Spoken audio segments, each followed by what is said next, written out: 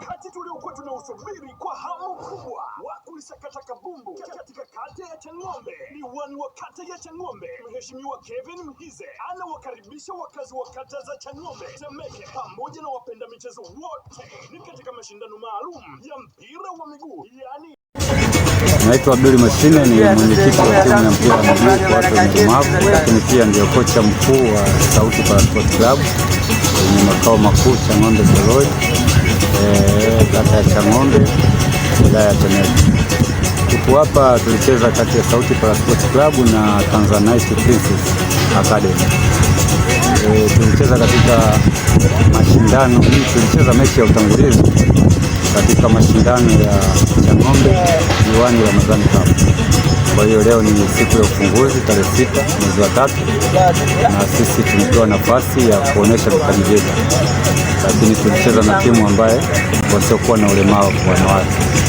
Tumeshinda magoli 6 kwa 0. Lakini Sauti Parasport Club ni klabu ambayo imechangia wachezaji 7 katika timu yetu ya taifa ya Tembo Warrior iliyoenda kuwakilisha mashindano ya Afrika nchini Misri. Kwa hiyo na pia ni mabingwa wa mashindano ya Kipotee Amputee tournament yaliyofanyika Mwembe Yanga mwaka jana, lakini mwaka huu pia mashindano hayo yatafanyika mwezi wa 6 tuliopewa taarifa katika uwanja wa KMC. Kwa hiyo mechi hii tumecheza kama ya utangulizi, lakini pia katika maandalizi ya kujiandaa kuelekea katika mashindano ya Amputee.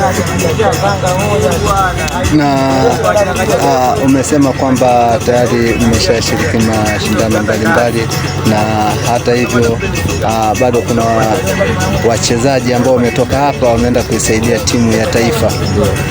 Lakini nini malengo mengine zaidi, kwa sababu na imani hao wachezaji kama wameweza kutoa baraka hizo kwenye timu ya taifa, kuna kitu labda, una mikakati gani mingine zaidi ili kuweza kufanikisha kuipaisha hii timu ambayo tayari imeshaonyesha kitu?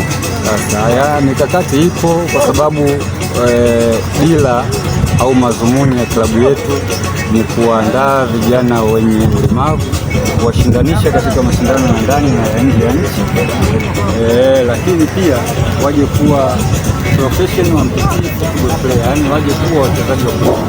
Lakini hata hivyo wachezaji wetu wawili Moses Mohamed na Richard Swai wameweza kupata timu ya kwenda kucheza mashindano ya kulipwa katika klabu ya Mesini Olimpiki ya Uturuki. Kwa hiyo wanaenda kuwa na mpaka sasa hivi, waliondoka mwaka jana mwezi wa 12. Kwa hiyo tumetoa vijana wawili wameenda kucheza katika mashindano ya kulipwa. Ingawa hapa Tanzania bado vijana wote hawa wanacheza kwa ridhaa. Hakuna mchezaji hata mmoja anayelipwa wala kiongozi yoyote anayelipwa. Kwa hiyo na changamoto kubwa mpaka tunashindwa kulipana, kwa sababu klabu haina chanzo cha mapato na wala klabu haina mfadhili yoyote. Kwa hiyo tulikuwa tunaomba kupitia channel yenu mweze kututangazia wafadhili waweze kuja kuwekeza katika mpira huu wa miguu kwa watu wenye ulemavu.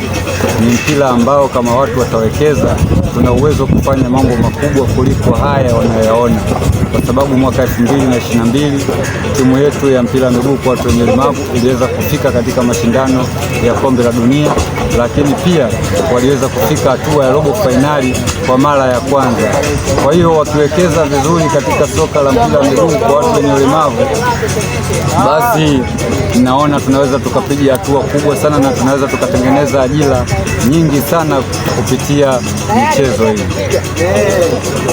Asante. Shukrani.